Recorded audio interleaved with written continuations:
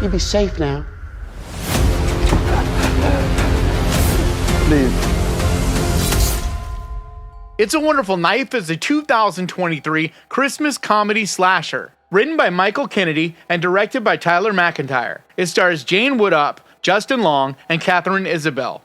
After saving her small town from a psychotic killer, Winnie Carruthers' life is less than wonderful. And when she wishes she was never born, she finds herself in a nightmare parallel universe where without her, things could be much, much worse. Everyone would be better off if I was never born. Did you see that? Did the power go out? Oh my god. So I watched this a couple days ago at the time of recording this in theaters, and I plan to review it right after.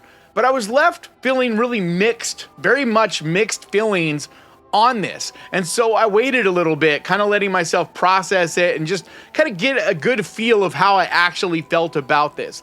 And it's really a mixed bag because on one hand, it's a lot of fun. I really like the premise. I think it's a fantastic idea and it could work extremely well. And in some ways, it does. I really like a lot of the cast. I mean, I'm a big fan of Catherine Isabel ever since I saw her back in the day in Ginger Snaps. And of course, I'm a huge fan of Justin Long. He's just such a fun actor, especially when he plays these off-the-wall characters. And he's very, very weird and off-putting, but also fun in this. He plays this really strange character in this. It's not like anything I've ever seen him play before. And in a lot of ways, he's really annoying and like nails on a chalkboard, but it's kind of the cringy thing that he's trying to do here. And I think it does work because it is kind of silly, and that's the whole idea of this movie. It's not a movie to take serious by any means. It's definitely that popcorn slasher, kind of silly horror comedy kind of movie. And I also think that it looks really good. I mean, the way it's shot, it feels very Christmassy and very festive, which I really appreciate, really like, because for a movie like this, it is meant to be almost like a Hallmark Christmas movie meets slasher. And so I think it's very important that it's just soaked in the Christmas vibe. And I think they did a great job of that. Beyond that, I just had some issues, especially with the main leading actress. I wanted to really like her, but there's something about her that I couldn't quite put my finger on what it was, that it just didn't really get me. There was something about her. I don't know what it was exactly, but I just didn't quite connect myself to her like I wanted to, because she's a very bubbly, outgoing, charismatic character. And so it's like, it's very important. I think it's very crucial because she's such a huge key component in this that you really like her. But I think my biggest issue with her and a lot of the other performances as well is just the dialogue. People don't talk this way. It drives me crazy when I see a lot of these movies where the way people talk and their delivery, the things they talk about, the words, it just feels so unauthentic, and I kind of think that was somewhat intentional because, like I said, I think it's meant to be kind of a Hallmark movie, but you still have to connect with characters. If your characters aren't likable, if your characters aren't someone that you're pulling for, rooting for, or wanting to watch, it's hard to feel the stakes in a movie. You're not rooting for these characters because you just never connect to them. And so I think the dialogue is probably the biggest problem I had with this movie. But I also felt very put off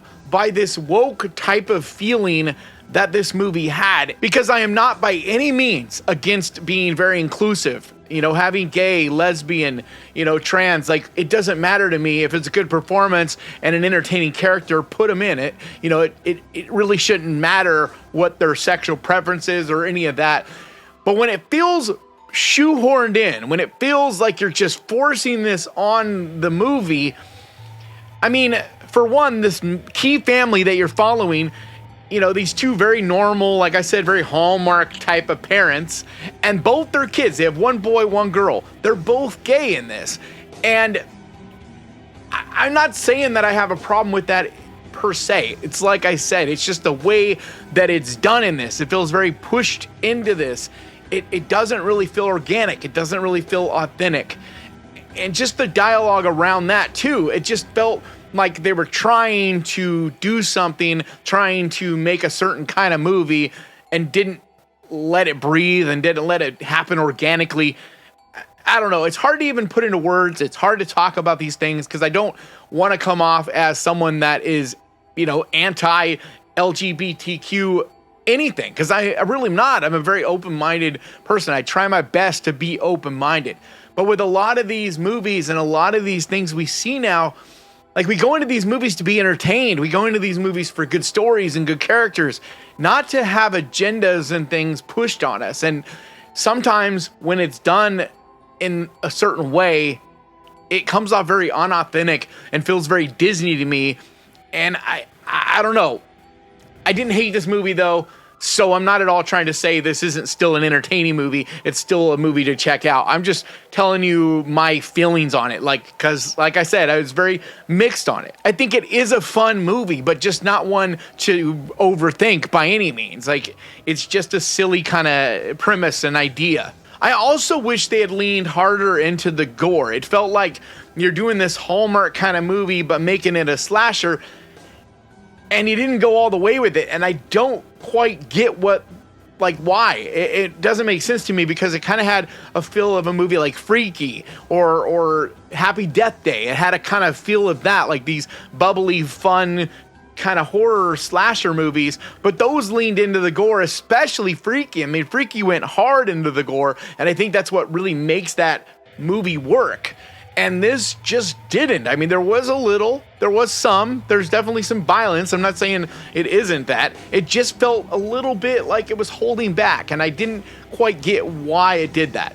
But I think my favorite thing about this movie, besides the concept, which I think is a fun concept, and like I said, it could be a classic. The idea, I think, could have made for, a movie that we watch at the holiday seasons as horror fans every single year. But they just didn't execute it enough, in my opinion, to make it one of those. But the idea of it is there. But my favorite thing about this, I think, is the look of the killer, the angel, I believe he's called.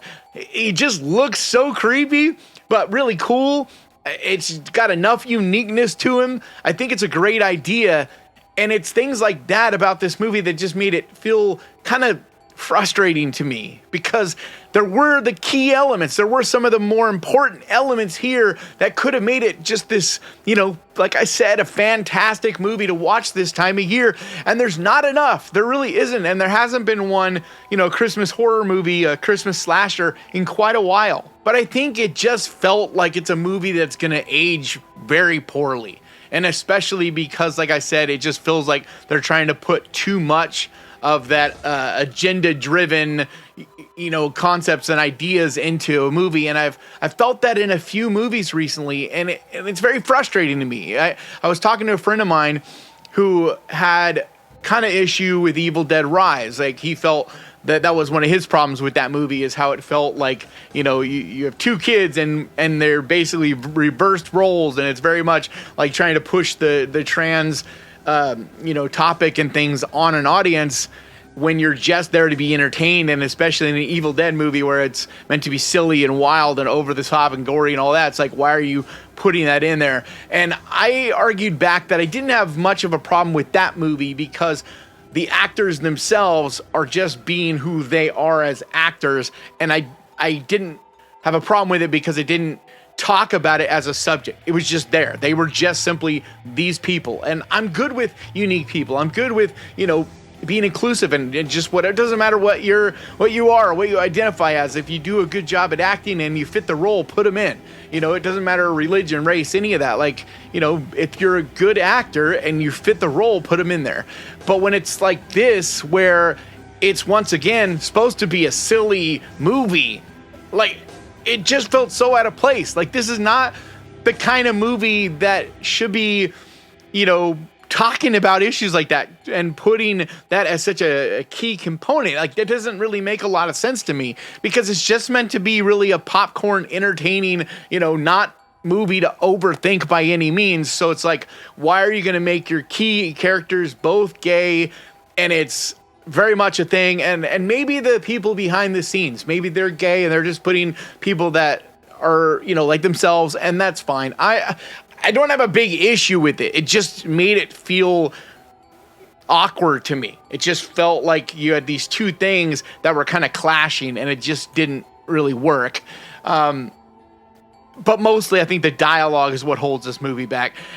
On top of that, there are a few other actors, like especially the other side character teens. And I get when you have a low budget movie like this, you don't have a lot of budget to go around. And you did get a couple really key actors, that I'm sure took up a, pretty decent size of your budget. So I get if a lot of these periphery actors, aren't the greatest. And, but the teens, a lot of these other actors were hard to watch in a lot of ways. I thought they just didn't do that good. It was a little cringy at times. But I got to mention one other actor's name here, and I had never seen her before, so I think she's pretty young, fresh face. But Jessica McLeod, she was really impressive. I really liked her performance, really liked the character that she did. And she's one of those, actors like the periphery types that, weren't all the greatest in this movie, but she did show me something. And I think she's got a bright future. I definitely look forward to seeing her in other things. But I think this is the kind of movie that if you just don't take it serious and keep your expectations low, don't expect it to be an instant classic or anything like that, but you just want to have some popcorn and have a good time with, I think it's worth checking out. It will be available streaming in December, I believe, on Shudder. So it is in theaters right now, select theaters, especially at Regal, and that's where I saw it. But I wouldn't necessarily say you need to rush out and see it. If you're someone like me that just loves to see horror movies in theaters, well, there's definitely a lot worse movies to spend the money on. But if you're someone that just is interested in seeing it but doesn't want to rush out to a theater, it is going to be available on Shudder, so definitely watch it over there. We gotta stop him and get my life back. But that's going to do it for me today. Thank you so much for checking this out. If you enjoyed this, do me a favor, hit that subscribe button and ding that little bell, because that is the best way to keep track of this channel. And when I post videos like this, and I post videos like this every single week, I also want to give a huge, massive, enormous thank you to the Ghost Pirate crew, to you guys over on Patreon, and to the channel members over here. You guys absolutely mean the world to me. And if you would like to help support this channel over on Patreon, there's a link down in the description. Or if you want to help support the channel over here and become a channel member, there's a button right down there that says join. But like always, thank you so much for watching. Please crush that like button, and remember, guys, horror can be fun! And if you enjoyed this, click right here to watch my review of Totally Killer. And I'll see you guys next time!